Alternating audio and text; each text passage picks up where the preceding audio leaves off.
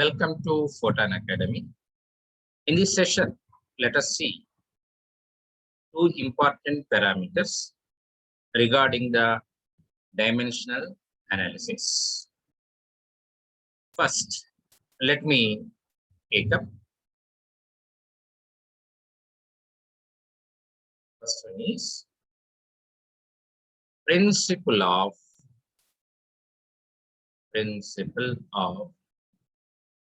homogeneity. Principle of okay. This principle says that according to this principle, the magnitudes of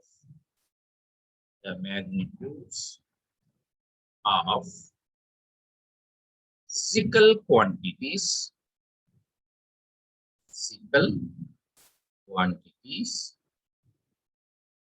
having same dimensions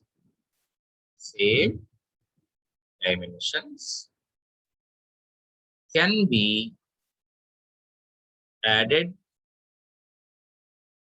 or subtracted.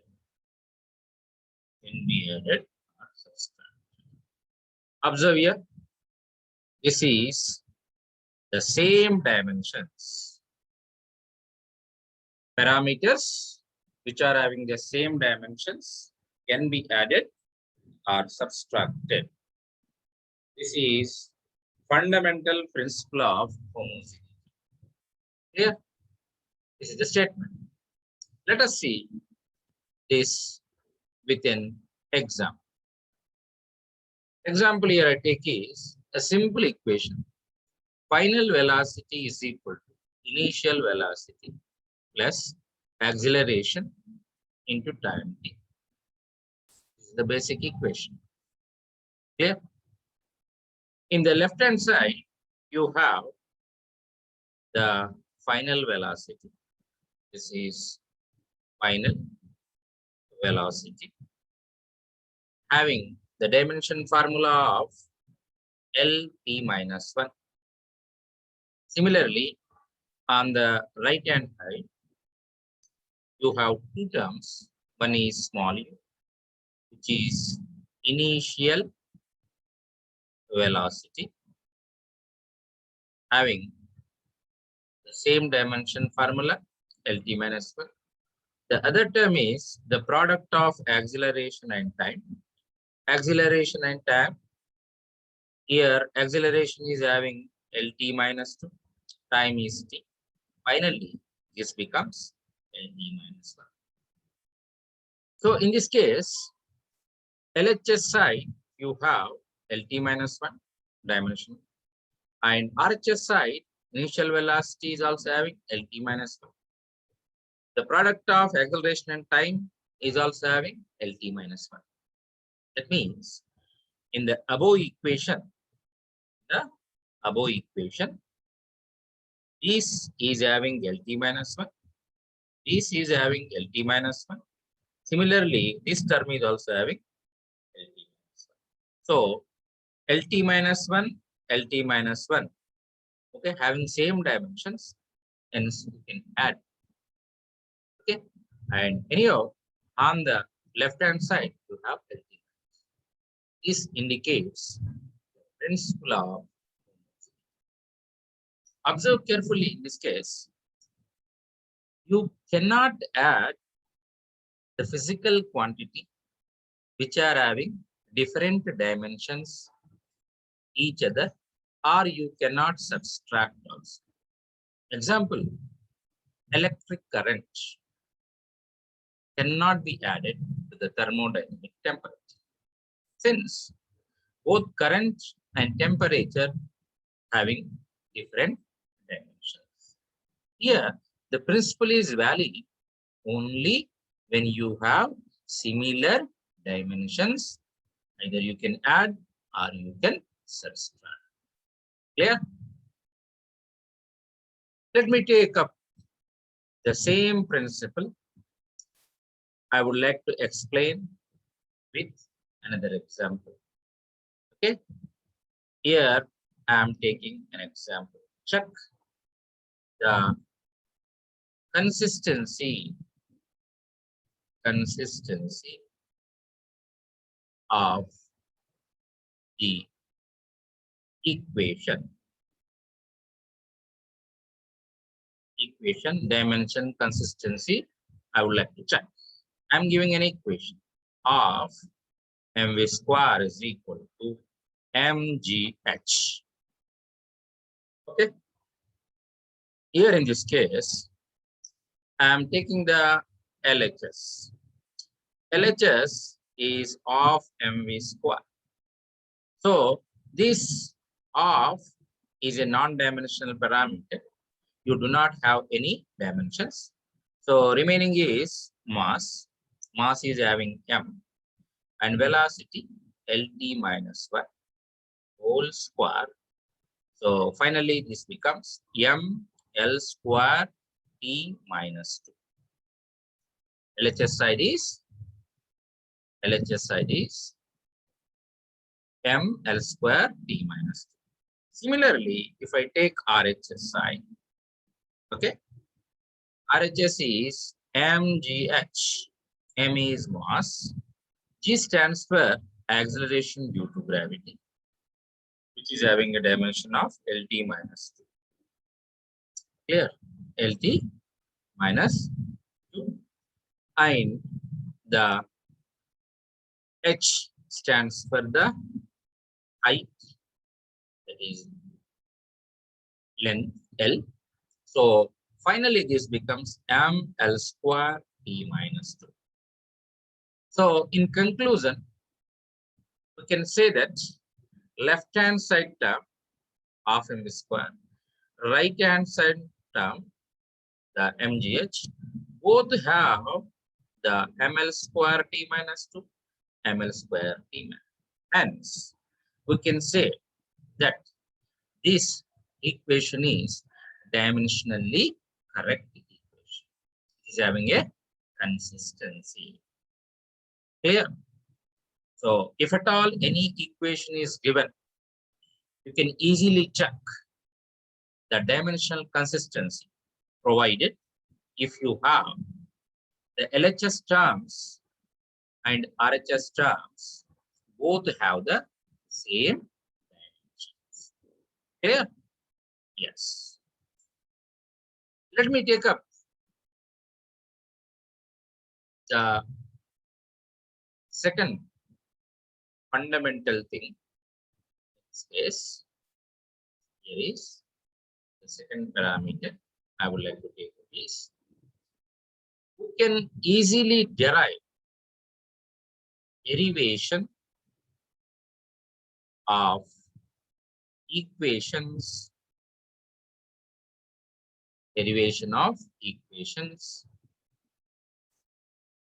with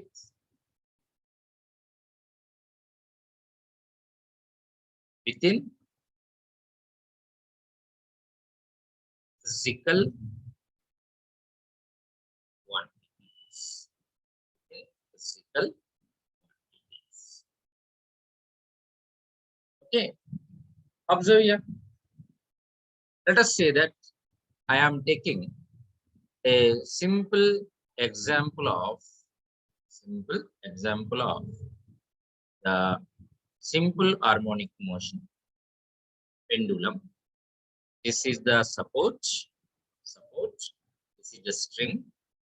There is a bob attached to the string. Yeah, and if I this entire thing is in the equilibrium position. If I release it, this pendulum oscillates from the equilibrium. Okay. The time period of this pendulum, T, depends on, this is the time period of the pendulum, depends on the length of the string, L, length of string L and the mass M, and under the gravity is going. So acceleration due to gravity. This is the statement I am giving. Observe carefully. The time period of this pendulum depends upon the length, mass, and acceleration. Clear? Now, from these fundamentals, I can say that here time period is dependent, directly proportional to the length of the pendulum. Let us say we don't know how much it is variable, L to the power of x, and acceleration due to gravity, g to the power of y, mass, m to the power of z. This is the conclusion we are giving. Okay. Now, observe, if I remove the proportionality constant, I am putting a constant k into L to the power of x, g to the power of y, m to the power of z. Okay. Now, if I know the dimension formulae of LHSI and RHSI, I can easily derive this equation. That is the required. Okay. Let us take up one by one. The LHSI here, time is the t, and the k is a constant. Here I am putting the constant k. Okay. So L, length to the power of x. Acceleration due to gravity, Lt minus 2 to the power of y. M, mass to the power of z. Now, if I simplify this equation, E is equal to K into L. Here, if I release this equation, L to the power of y, L to the power of x, L to the power of x plus y into e to the power of minus 2y into m to the power of z. Okay. Now I would like to compare the LHS terms and the RHS terms. The powers of them are compared on both sides. So here, that is LHS side, P, which is K, that is L to the power of x, and T to the L to the power of x plus y, and T to the power of minus 2y, m to the power of z. If I compare both sides, observe there is no L here. So I can write easily. Here I am putting it that m to the power of 0, L to the power of 0. There are no terms. This is 1, this is 1. If I compare them, that is L to the power of 0. So x plus y is equal to 0. Equation number 1. And t to the power of minus 2y. T powers I am comparing. Here it is a 1. Equation number 2. And m to the power of 0, m, if I am comparing this one, z is equal to c. Finally, from this solutions, if I solve these equations, y is equal to minus half, and if I substitute this y value in this x is equal to, z is equal to, already you know, it is 0. Henceforth, if I substitute x, y, z values in the fundamental basic equation, then it becomes T is equal to K into L to the power of x, g to the power of y, and m to the power of z. So t is equal to k into L to the power of x, x is half, g to the power of minus half, m to the power of 0, m to the power of 0 is 1. Then this equation becomes k into, if I simplify it, is under root of L by G. L by G. This is the derived equation. Here, so observe k is a constant, and in the simple pendulum equation, this corresponds, k corresponds to 2 pi. This k corresponds to the 2 pi. Okay. No, what we have seen two things. The first basic principle, if two dimensions are same on either side, we can add and subtract easily. And the second basic principle, if you know the dimensions formulae of the physical quantities, if you know the dependent parameters on which the independent quantity release, then you can easily derive the equation. Here, now this is the conclusion. So in this session, I conclude with this. In the next class, we'll see.